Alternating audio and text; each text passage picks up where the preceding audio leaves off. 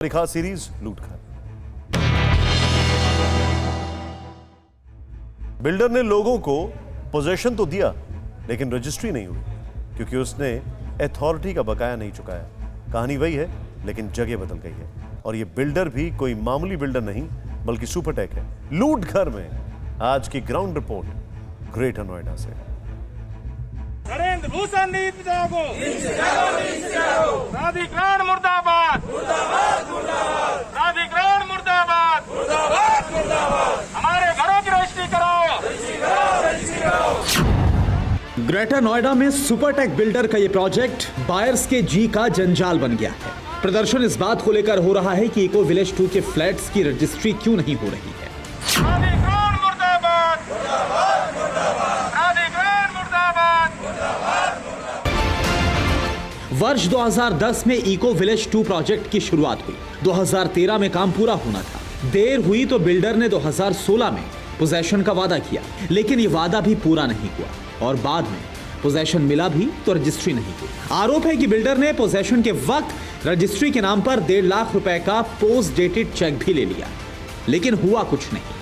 वजह यह है कि बिल्डर के ऊपर ग्रेटर नोएडा प्राधिकरण का 450 करोड़ रुपए से भी ज्यादा का बकाया है। सोसाइटी में हमारी मुलाकात अनुपम मिश्रा से हुई, जो एक आईटी कंपनी में काम करते हैं। अनुपम ने रजिस्ट्री के लिए रेरा में शिकायत कर रखी है, जिसकी दिसंबर में सुनवाई है, लेकिन इनका आरोप है कि दिक्कत उस व्यवस्था में है जिसकी वजह से बिल्डर करप्ट होने के बावजूद निर्भीक होकर घूम रहा है। वही है ना, कहने का मतलब कि बिल्डर अथॉरिटी भाई भाई और साथ में मिलकर खाए मलाई, यही सच्चाई है इनकी। अगर मैं बोलूँ तो जो मीटिंग्स होती है उससे कुछ निष्कर्ष नहीं सर, मीटिंग का निष्कर्ष यही होता है कि हम आपको अगले महीने कर देंगे, हम आपको इस महीने कर देंगे, यही होता है। और पिछले 10 मीटिंग्स हो चुकी हैं लगभग इसके लेकर के, जिसमें हमारी लास्ट मीटिंग अक्टूबर में हुई थी अरोरा जी के साथ। जिस मतलब कंपनी का जब सीएमडी झूठ बोल के चला गया कि सीएमडी ने बोला कि हम 1 महीने के अंदर रजिस्ट्री चालू करवा देंगे, तो जब कंपनी के सीएमडी की कोई औकात नहीं है सर, वो जब झूठ बोल के जा रहे हैं, उनकी बात की कोई वैल्यू नहीं है, तो हम फिर किसके पास जाएं अब।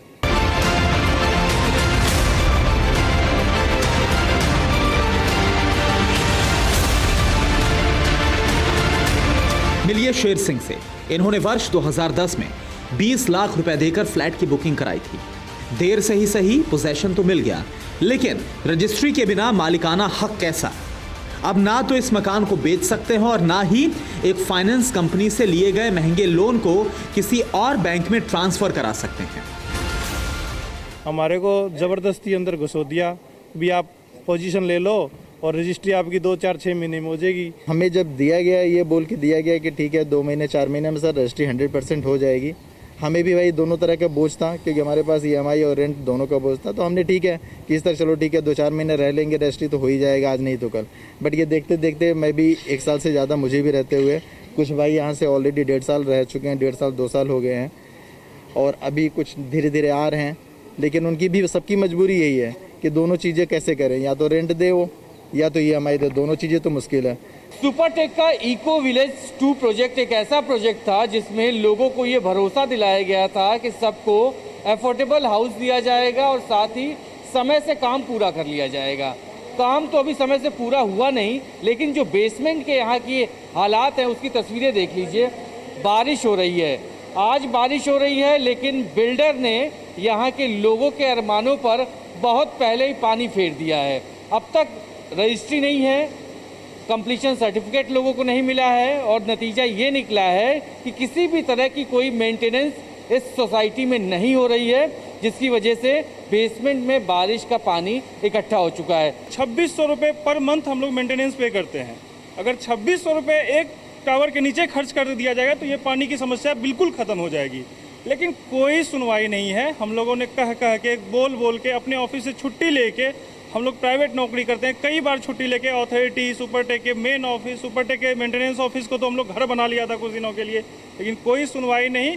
जैसे रहना है आपको रहो, जैसे जीना है जियो।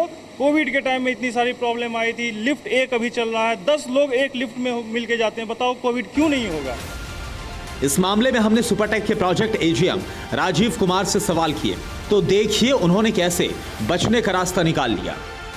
मैं यहाँ का प्रवक्ता नहीं हूँ, यहाँ का मैं कुछ आपकी जवाब नहीं दे सकता, हमारे डायरेक्टर साहब देंगे। लेकिन यहाँ का काम धाम आप ही देख रहे हैं। अरे सर, अब आप ये चीज नहीं, ये लोगों रूल के है, हितों की बात आप रूल, ये रूल है कि आप ना बिना कहे सुने किसी से अनुमति के बगैर आप कैमरा उस पर नहीं चला सकते। मैंने अभी आके आपसे पूछा था, मैंने बात मैंने आपको कह दिया पहले। जो प्रोसेस है वो तो बता दीजिए। देखिए, हमें काम करने दीजिए, जो प्रोसेस कर रहा हूँ आपसे, ये गलत काम कर रहे हैं आप, कैमरामैन साहब, आप गलत काम कर रहे हैं ये।